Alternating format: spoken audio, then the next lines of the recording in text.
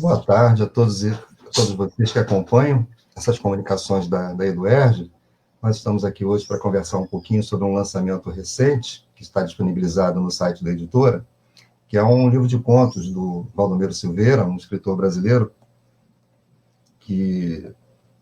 cuja obra foi produzida na primeira metade do século XX, e particularmente o volume dos Caboclos, que é o tal lançamento que, como eu disse, recentemente foi disponibilizado, mediante uma parceria da editora Caetés com a Eduerge. Mas, antes de falar mais especificamente sobre o Valdomiro Silveira e sua obra, eu queria muito rapidamente dizer também que o livro entra no link disponibilizado pela editora, que vocês podem encontrar lá em digital, né, naquela barra que fica na parte superior da tela, e ali tem uma uma maneira de se chegar à coleção Francisco Venceslau dos Santos / Caetés, que é uma homenagem que a editora se dispôs a fazer, por iniciativa minha e de mais alguns colegas do Instituto de Letras, ao professor Francisco Venceslau dos Santos, que era o editor, o dono da editora Caetés, e que, infelizmente, mais ou menos por essa época, no ano passado, nos deixou. Foi professor por longo tempo do nosso Instituto de Letras do campus do Maracanã e também da Faculdade de Formação de Professores de São Gonçalo, lecionava latim, teoria da literatura, e na editora ele construiu um catálogo bastante interessante de obras, sobretudo da área das humanidades.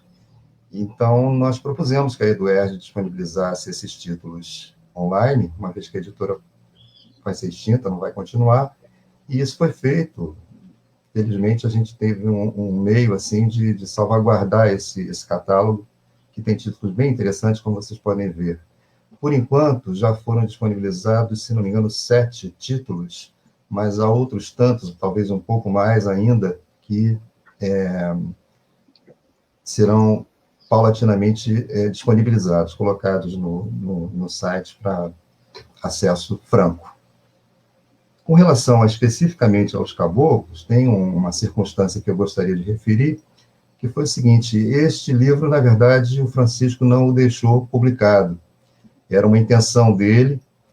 A intenção de publicar esse livro saiu de uma conversa que eu tinha frequentemente com ele me pedia sugestões, a gente conversava bastante, e na ocasião eu sugeri que ele começasse a fazer um inventário de obras de domínio público brasileiras da primeira metade do século XIX, porque muita coisa que eu acredito que do ponto de vista cultural, histórico, literário, muita coisa bastante interessante que anda muito esquecida, muito largada, né? E o Francisco achou interessante a ideia, e o primeiro livro que ia inaugurar essa linhagem, né, de edições da Caetés era justamente Os Caboclos. E ele se interessou, providenciou uma digitação em Word para ele fazer uma edição, mas, infelizmente, não houve tempo.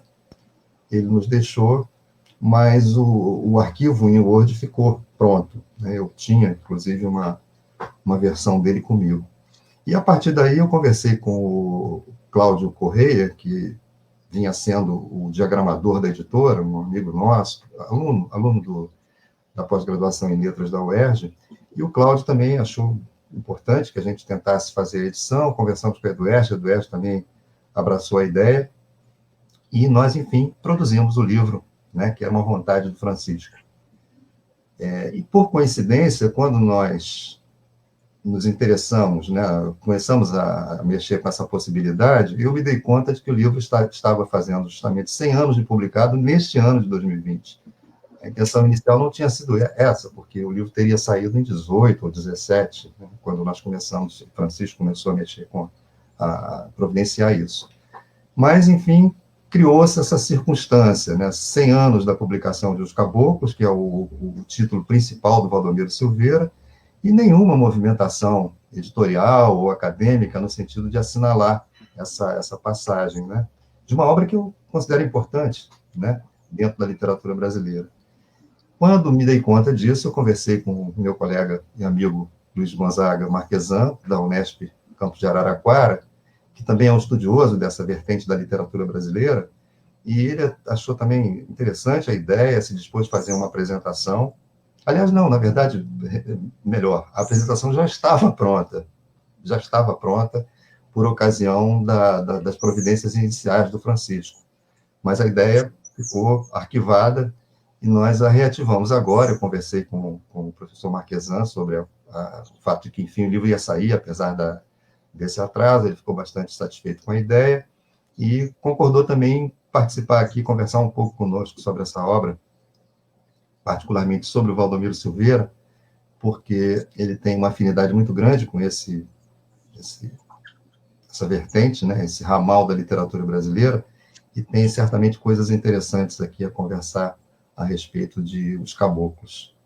Então, eu vou passar a palavra para o professor Luiz Gonzaga, ele vai falar a respeito do livro, particularmente do processo, né, de elaboração literária do Valdomiro Silveira, e nós vamos aqui conversar um pouquinho informalmente a respeito desse lançamento.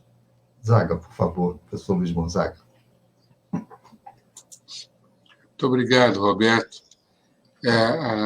A minha homenagem também ao professor Venceslau. Agradeço o convite seu para participar dessa live e também cumprimento o nosso anjo da guarda, Tibério, e o Ricardo. Não é? O Valdomiro Silveira nasceu em Cachoeira Paulista, no Vale do Paraíba, próximo do sul fluminense. Entre seus 8 e 17 anos, ele viveu com a família em Casa Branca, que é uma região central do interior do estado de São Paulo. O pai do Valdomiro foi promotor da cidade de Casa Branca, que fica ao lado da cidade de São José do Rio Pardo. O Valdomiro, aos 17 anos, estudará Direito em São Paulo, na capital, voltando para Casa Branca em 1895. E, nos 2 anos seguintes, ele será promotor em Santa Cruz do Rio Pardo, no centro-oeste paulista. Ele vai residir, enquanto morador do interior do estado de São Paulo, sempre próximo do Rio Pardo, e de rotas de tropeiros e carreiros que abasteceram com alimentos tanto os sertões do Rio Pardo, que incluem Casa Branca, como os sertões de Araraquara, que incluem o oeste paulista, onde está localizada Santa Cruz de Rio Pardo, onde ele foi promotor público. Os contos dos caboclos, Última Vez e Ana Cabrilvana, têm exatamente a participação de tropeiros e carreiros que trafegam, né, tanto pelos sertões do Rio Pardo, como pelos de Araraquara. Assim como o conto Aquela Tarde Turva, de Leréias, obra póstuma, que eu atribuo como o melhor conto do Valdomiro Silveira, ele trará um cenário de um povoado de Garça, na época, também povoado próximo de Santa Cruz do Rio Pardo, no centro-oeste paulista. A afinidade de Valdomiro com a cultura caipira, cabocla, afirma-se em Santa Cruz do Rio Pardo, onde ele foi promotor. Segundo a sua filha, Júnia Silveira, ele, Valdomiro, em Santa Cruz, frequentou festas, caçou, pescou, ouviu tropeiros, carreiros e anotou, de acordo com a filha, dos tropeiros, o seu peregrino falar, uma expressão fina da Júnia Silveira nas observações que faz do pai no modo como observa de tropeiros e carreiros os causos, no seu peregrino falar. O Valdomiro foi um ouvinte assíduo dos causos, contados por tropeiros e carreiros, né? Que lhe apelidaram, até, segundo Júnia Silveira, por Valdoro. Colocaram-lhe o nome de Valdoro, segundo Júnia Silveira, a partir dessas conversas em Santa Cruz do Rio Pardo. A narrativa breve, regionalista, de Valdomiro Silveira, deu aos causos que ouviu entre os sertões de Rio Pardo e Araraquara a forma de um conto enredado e com valores do universo rural paulista.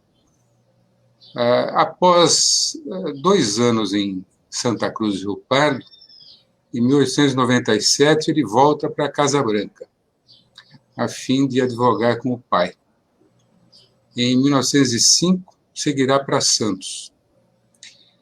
Curioso é que entre 1899 e 1901, ainda em Casa Branca, antes da ida dele para Santos, em 1905, ele conhecerá Euclides da Cunha, que no momento, em 1901, ele reconstrói a ponte férrea sobre o Rio Pardo, em São José do Rio Pardo. Valdomiro, nesse momento, tanto lê os originais dos sertões de Euclides, como Euclides lê os seus contos, e entusiasmando-o para publicá-los. Ele não tem nada publicado ainda. O Valdomiro, desde jovem, portanto, ele assimila com interesse dos causos que ouve e que procura saber da parte de tropeiros e carreiros, ele assimila a expressão do caboclo, assimila sua mentalidade, seus valores, muito presentes nos caboclos. Axiologiar, logicamente, esses ouvidos preciosos e a capacidade mnemônica de Valdomiro Silveira em registrar, como registrou, a partir da composição de suas histórias, por meio de papéis e falas de suas personagens, uma variedade linguística a partir da soma de variações individuais comuns dessas regiões paulistas, desses 2 sertões. Há que se elogiar também, e bastante, como o Valdomiro acomoda, sem distanciamento, em suas narrativas, a linguagem do letrado ao lado da linguagem do não letrado. O Valdomiro Silveira, já a partir dos caboclos, e é notório, caracteriza muito bem o conto regional, tipifica-o como procedente de um dado lugar, de um dado grupo cultural, em que se desdobram relações sociais diversificadas, maneiras próprias de pensar, de falar. As suas narrativas, com ações em ambientes próprios, nos dão assim uma visão bem direta e simples, espontânea das coisas e dos costumes. O Mário de Andrade, em 1939, num artigo Pintor-Contista, que está em Palhador do Passarinho, dirá, como leitor de Valdomiro, que a grande qualidade do contista é justamente a de pegar do vivo as originalidades do dizer. O leitor dos caboclos notará sempre o narrador ao seu lado, sem lhe fazer confidências ou reverências, colocado à frente dos acontecimentos. Ele terá poucas intromissões nos assuntos narrados, muito caprichoso, distante do leitor. Assim, o que eu digo nesse primeiro momento, e por último, é que o veio da prosa regionalista de Valdomiro Silveira, bem presente nos caboclos, está exatamente no sentimento amoroso entre o caboclo e a cabocla. Exatamente no nascimento, na expansão e contração do sentimento amoroso, que os desperta para a vida. É essa a tônica de todas as histórias contadas por ele. nos caboclos. A partir daí, também, logicamente, as descobertas, dado esse veio, da intimidade, do ciúme, da traição, né? E, na maioria das vezes, indiciados por sinais da natureza. Desespero de amor, último conto dos caboclos que o diga. Assim como também isso transparece em Aquela Tarde Turva, do conto de Leréias, que eu destaquei, onde também existe muito dessa matéria, dessa mesma matéria, dos sentimentos amorosos entre o caboclo e a cabocla. Eu acho, Roberto, que por um primeiro momento assim é o que eu tenho para lhe dizer. Tá certo. Eu queria só reforçar que essa edição que está disponibilizada, e resultou de uma parceria, como eu já expliquei, da Caetés com a Eduerge, ela está assinalando o centenário da obra, e a edição mais recente que existe é uma edição de 1974, essa que está aqui, está aparecendo bem, da antiga civilização brasileira, e de lá para cá não houve nenhuma outra edição. Então, essa edição que está sendo disponibilizada agora, afinal, se segue, depois de tantos anos, o livro fora de catálogo, o livro indisponível. E o Valdomiro, nessa década de 70, teve a sua obra, quase toda a obra publicada, eu acho que ainda há alguma coisa inédita dele que ainda não foi publicada, dispersa em jornais, em revistas da época, acredito que ainda haja, mas a civilização brasileira, na ocasião em que republicou, fez a 4ª edição de Os Caboclos, também publicou outros livros de contos do Valdomiro, esse aqui, Nas Serras e nas Furnas, Michuangos, palavra dialetal que é sinônimo de caboclos, e Leréias, que o professor Marquesan já referiu. Então, é a obra que a gente tem disponível em edições que já são raras, que são dos anos 70, e, infelizmente, nós temos agora a possibilidade de acesso a um conjunto de contos que, espero que vocês tenham assim, a possibilidade de ler, certamente vão gostar. São contos de ambiência regionalista, como também o professor Marquesan já referiu, e que correspondem a uma vertente da literatura brasileira que tem uma importância muito grande e que a gente pode rastrear as origens desse veio regionalista na nossa literatura ao início do século XIX, década de 1830, mas, sobretudo, a partir da década de 1850, né? Essa linhagem regionalista tem dado, em vários momentos, né, obras assim do maior relevo para as letras do Brasil, né? Basta que a gente cite, do século XX, por exemplo, um Graciliano Ramos, um José Lins do Rego, um Guimarães Rosa. E esses escritores do início do século, entre eles Valdomiro Silveira, conhece os Caboclos, de 1920, são, em geral, escritores que ficaram assim, muito marginalizados, muito esquecidos, por causa da Revolução Modernista de 1922, né? Que construiu um programa de ação cultural e de agitação literária que deprimiu bastante a importância, né? Reduziu ao mais possível a importância desses precedentes imediatos, né? Que muitas vezes eram escritores regionalistas, como é o caso do Valdomiro Silveira, mas o professor Marquesan acabou de dizer que o próprio Mário de Andrade, que era o principal militante desse ativismo modernista, né? Ele foi condescendente, foi até elogioso em relação ao Valdomiro Silveira. Então, é um escritor que merece ser revisitado. Talvez essa leitura de Os Caboclos anime os leitores, né, a conhecerem alguma coisa mais desse autor. Nossa intenção é essa, né, oferecer um livro de boa qualidade, comemorar um escritor que anda injustamente esquecido, como tantos outros, né? A gente sabe que as leituras são sempre seletivas e cada época elege esse ou aquele escritor para promover. Mas nós achamos que não faltam méritos literários ao Valdomiro Silveira, nem interesse cultural e histórico em relação à obra que ele produziu.